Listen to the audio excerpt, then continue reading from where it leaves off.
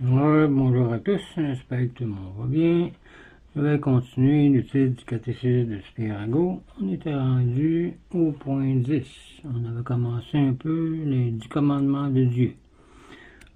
Le point 1 était Dieu donna le décalogue aux Juifs sur le mont Sinaï.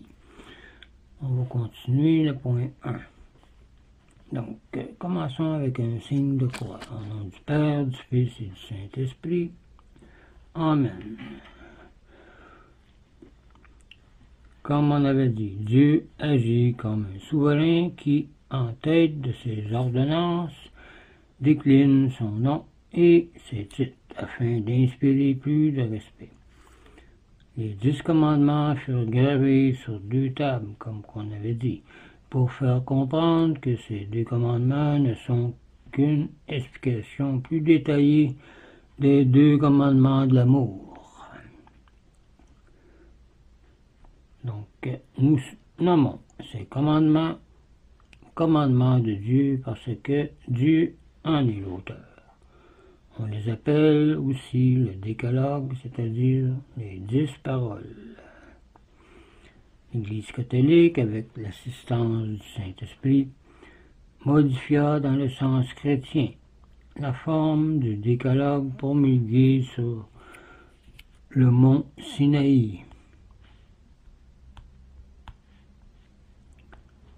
Le décalogue juif comprend les commandements suivants, ou les 10 commandements suivants.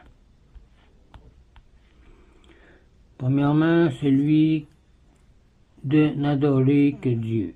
Deuxièmement, la défense d'adorer des images taillées, etc. Troisièmement, celle de prendre le nom de Dieu en vain. Quatrièmement, le commandement de la sanctification du sabbat, qui était dans le temps samedi et aujourd'hui rendu dimanche à cause de la résurrection du Christ. Cinquièmement, celui d'honorer ses parents. Sixièmement, la défense du meurtre. Septièmement, de l'adultère. Huitièmement, du vol. Neuvièmement, du faux témoignage. Et dixièmement, la convoitise du bien d'autrui. Voir Exode 20, versets 1 à 17, ainsi de suite. L'Église catholique a donc réuni les 2 commandements relatifs à l'idolâtrie au premier commandement, concernant le culte dû à Dieu. Elle a par contre partagé le 10e et a accentué le 9e commandement afin d'augmenter le prestige de la femme chrétienne. Pour le commandement qui concerne le respect dû aux parents, l'Église a ajouté « afin de vivre longuement », et cela en conséquence des paroles de saint Paul dans son épître aux Éphésiens, voir Éphésiens 6, verset 3. L'Église transféra aussi l'obligation de sanctifier le sabbat au dimanche, car c'était le samedi avant. L'opinion des Juifs que chacun des 2 tables portait 5 commandements semble être fondée, et ce qui porte à le croire, c'est que les 5 premiers du décalogue juif se rapportent à Dieu et à ses représentants, et que les 5 autres se rapportent à nous et à nos semblables. Le Sauveur aussi, dans sa réponse au jeune homme de l'Évangile, commence la nomenclature des commandements de Dieu par le 6e qui défend le meurtre. Voir Saint Matthieu 19, verset 18. Et saint Paul considère également les 5 derniers commandements juifs, les 6 derniers de la loi chrétienne, comme s'enchaînant les uns aux autres.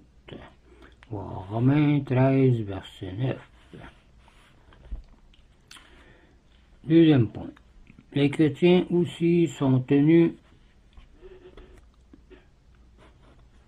à l'observation des 10 commandements, parce que Dieu les a gravés dans leur cœur et leur conscience de chaque homme et femme, et parce que Jésus-Christ les a promulgués de nouveau et perfectionnés. Les 10 commandements regardent aussi les chrétiens. Voir Concile de Trente, 6, canon verset 19. Car Dieu les a gravés dans le cœur de chaque personne.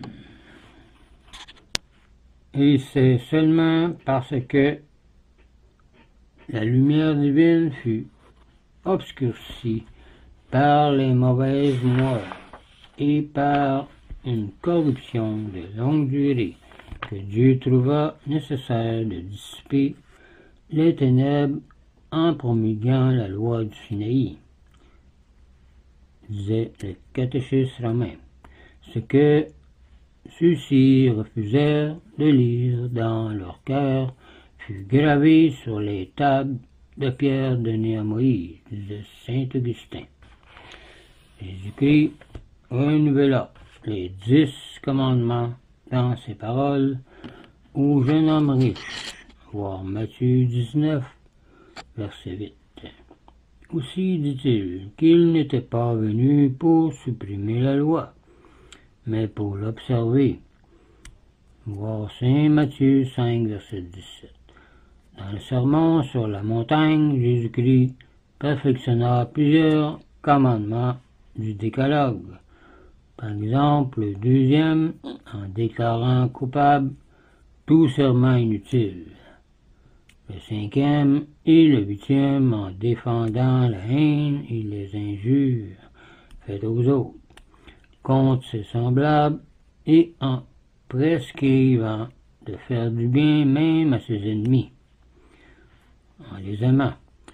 Le 6e en interdisant tout désir coupable. Voir Matthieu chapitre 5.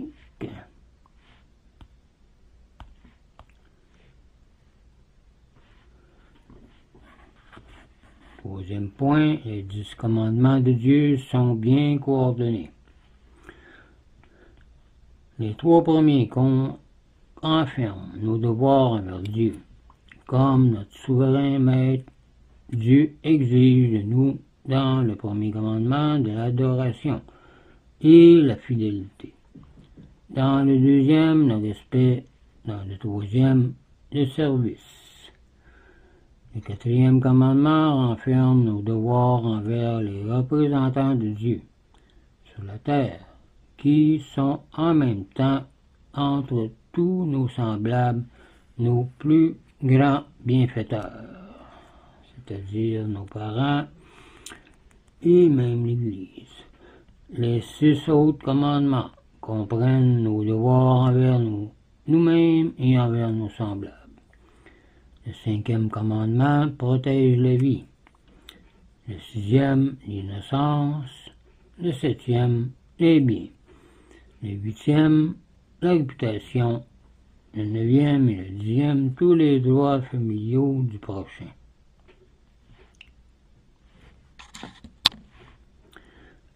Point 4.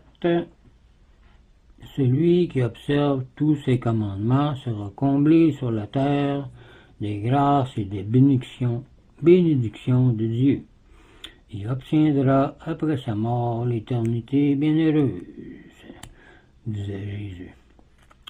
Dans son entretien avec le jeune homme riche, Jésus lui dit que l'observation des commandements mène à la vie éternelle.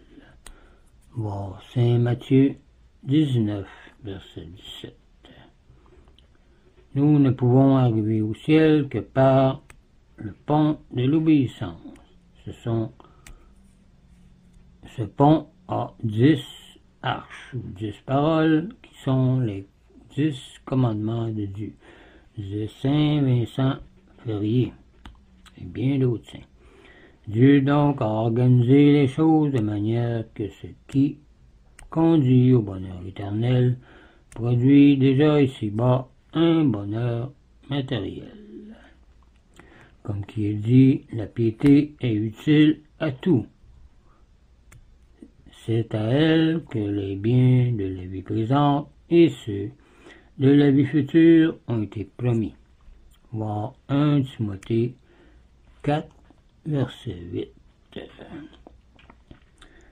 Nous allons nous arrêter ici et nous allons continuer la prochaine vidéo avec le point 4. Et on va parler encore de celui qui observe les commandements de Dieu, obtient une connaissance de Dieu plus parfaite, la paix intérieure, la santé, la fortune souvent, et les honneurs. Vous pouvez lire Job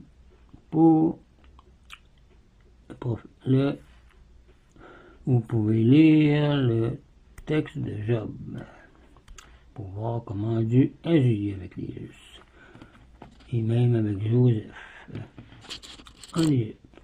Donc je vous laisse là-dessus, je vous dis au revoir et union prière.